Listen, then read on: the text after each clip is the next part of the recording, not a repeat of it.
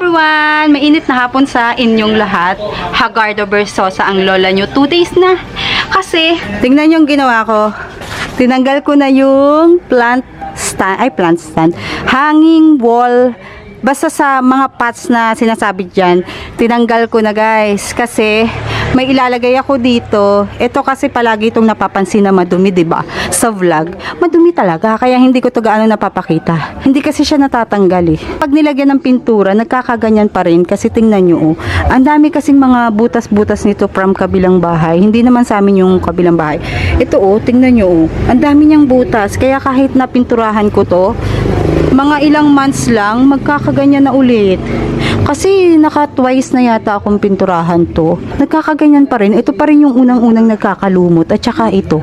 And then pag naglalaba kasi dun sa kabila, dito, diyan, is umaapaw dito. Yan. Hindi ko alam kung bakit eh.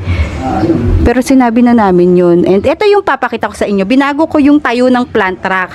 See? Natatandaan nyo yung plant rack ko dati? Yung nasa ibabaw, tapos nasa gitna. Yun, gitna ang magkakatapat. Ngayon, mas bet ko kasi sa succulents yung ganito siya. Mas perfect sa succulents. Feeling ko lang ha, na naka-layer-layer siya na parang hagdan-hagdan. Kaya yan yung ginawa ko. Ay, tagilid girl. Tagilid yung isa, oh. Yung nakalagay dito guys pala, eto siya, oh. Ang nilagyan ko lang yung pinakadulo ng plant rack. Yan, oh. Hindi ko na siya pininturahan. Ano lang yan, primer, yung kulay gray. Tapos ito yung pinakadulo rin sa kabila. Doon sa pinakadulong plant rack, ito yung pinaka sulok niya. Tapos dito sa kabilang to, layer, ito. O, diba? Nagawan pa rin ng paraan. Hindi na sayang. Pero may natira pa, oh. Ay, inano pala niya, hindi pala niya ginamit. O, kasi ito, pinakat ko. Dahil gagawin ko siyang plant stand din na isa, ganitong sukat. Eh, akala ko gagamitin niya lahat. Hindi niya ginamit. Pero sakto. Okay lang. At least sa susunod, magagamit ko pa yan. Wala kasi akong roller na ginamit. Mano-mano brush yan, guys. Ang ginamit ko dito. Sobrang pagod. Ala! Josh!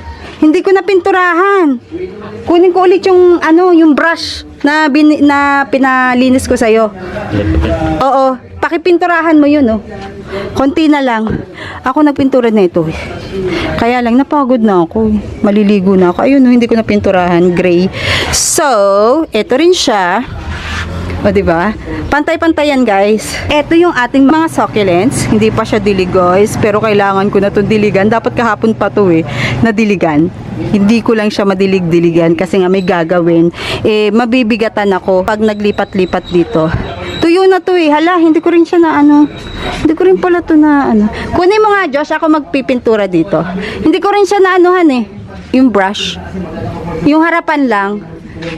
Ayan. Ito muna unahin mo, Josh. Ay, hindi. Yun na lang muna. Para matuyo. Yun oh. Yung kulay gray.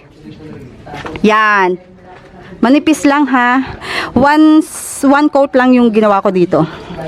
Kasi ito yung mga bago. Ayan, pinrimer ko kaninang umaga. So since mainit, ngayon ko lang siya pinatungan ng one coat na white. So, ko muna siya, i-assemble. Tignan nyo, puro pintura. Ala, puro nga, madami. Meron pa sa likod. Yun, napakainit pa. Nasunog yung ibang halaman ko. Tignan nyo, nasunog. Kahapon ko nilagay dito. Yan oh, nasunog. Kawawa naman. Hay nako. Ito, binrush ko. Ay, pinabrush ko pala.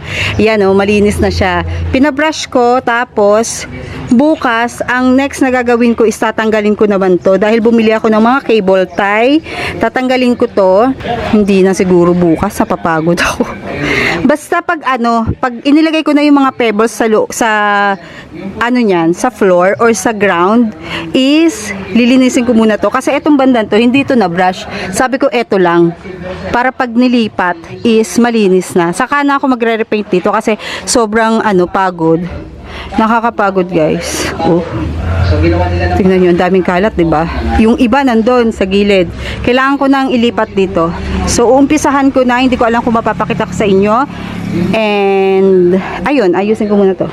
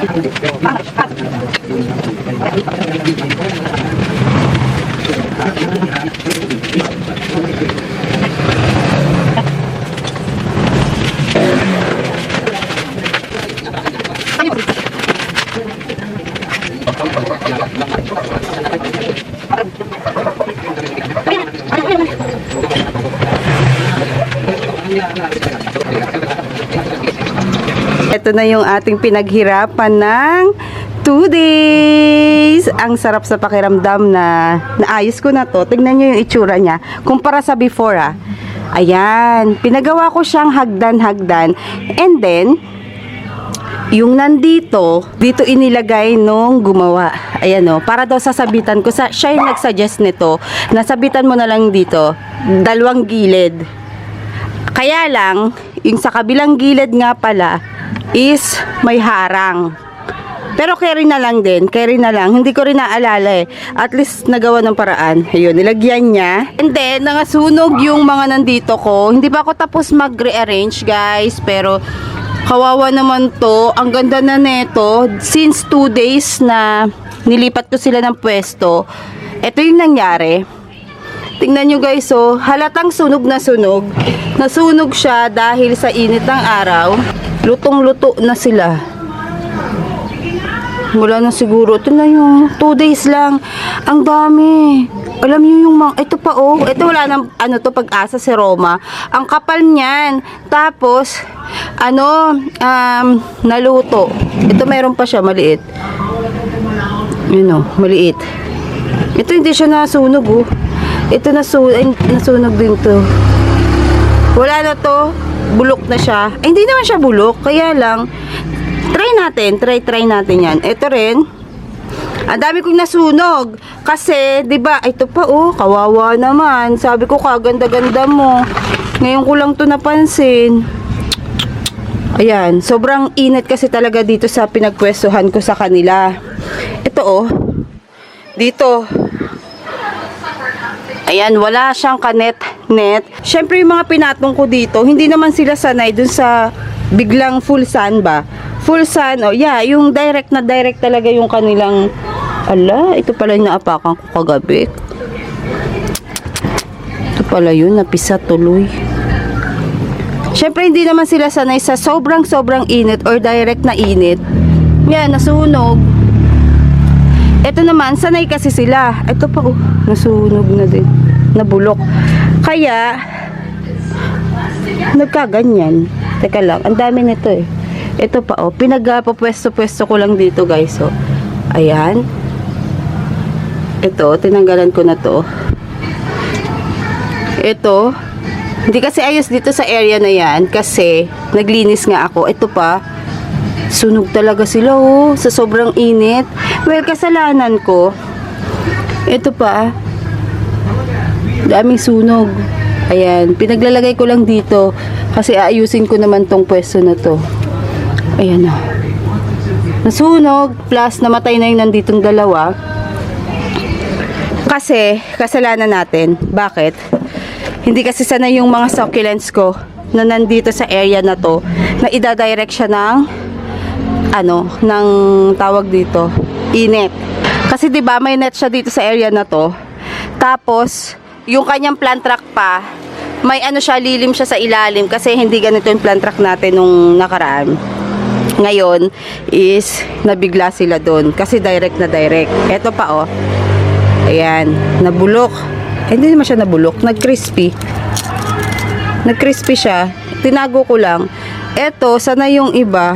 Pero may mga nakapasok kasi ako ng propagation na ganito na nakatago lang siya.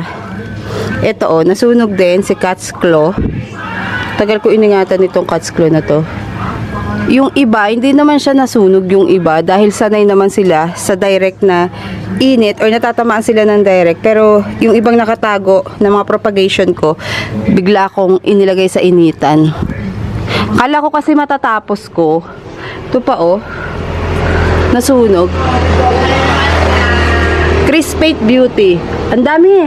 Nasaan pa? Ito na nabilad din, nasunog din. Super Balm. Hindi nyo kita at nasunog si Super Balm na silver, pero sunog talaga siya. Ayan oh. Ay, nalaglag. Ay, nalaglag. Nasunog siya.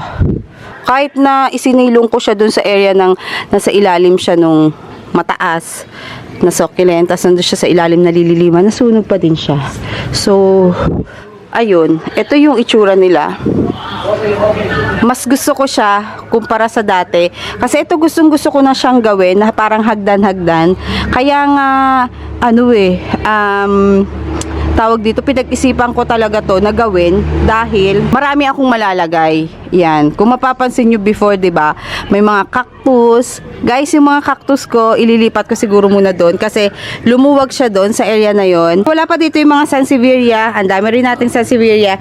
Dito ko siya ilalagay. And then, nung pinagawa ko to, is pinaano ko na lang siya 12 inches yung kanyang taas kasi before 15 inches every 15 inches, ito ngayon every 12 inches yung haba. Pag nangyari dito is tumaas siya, yes, tumaas yung space ko dito sa area na to kasi lalagyan ko to ng sansevieria. Ayun na sila, lalaki na oh. Ayan, hanggang doon sa dulo. And then, ito yung sinasabi ko sa inyo. Hindi pa siya pulido kasi kita mo pa yung primer na kulay gray.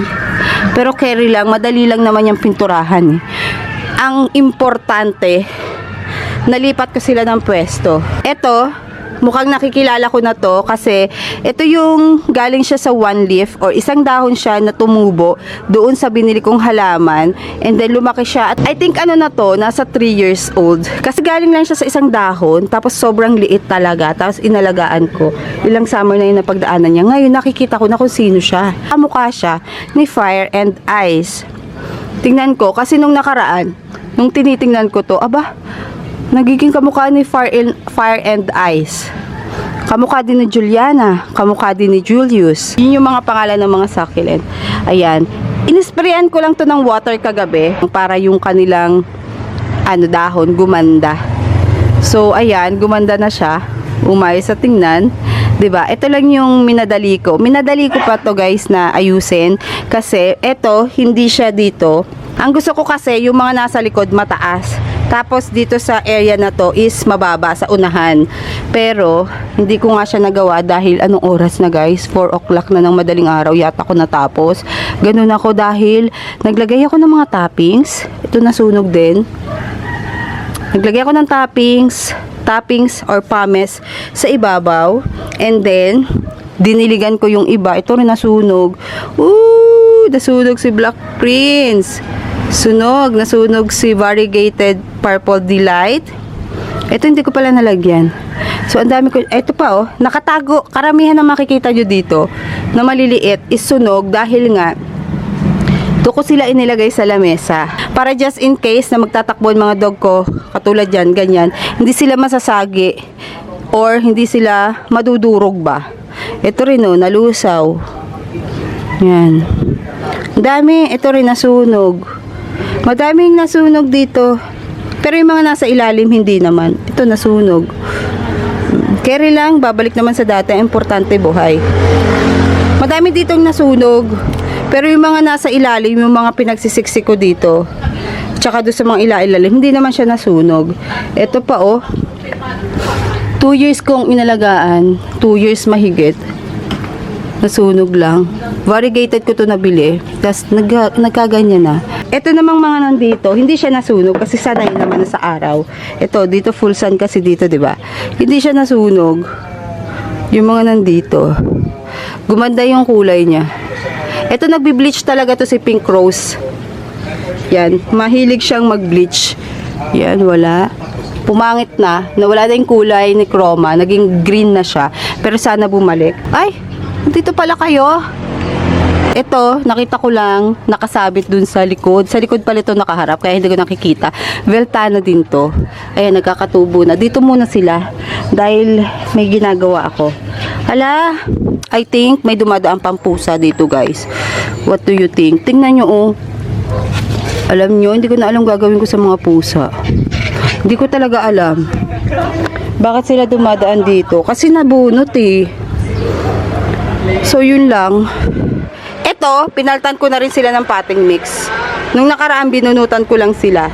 Pero, naisip ko, palitan ng potting mix, pinalitan ko. Ito naman, nilagyan ko na rin sila ng toppings na pames. Ayan, yung mga donkey's tail natin. Ngayon ko lang kasi sila nilagyan ng toppings.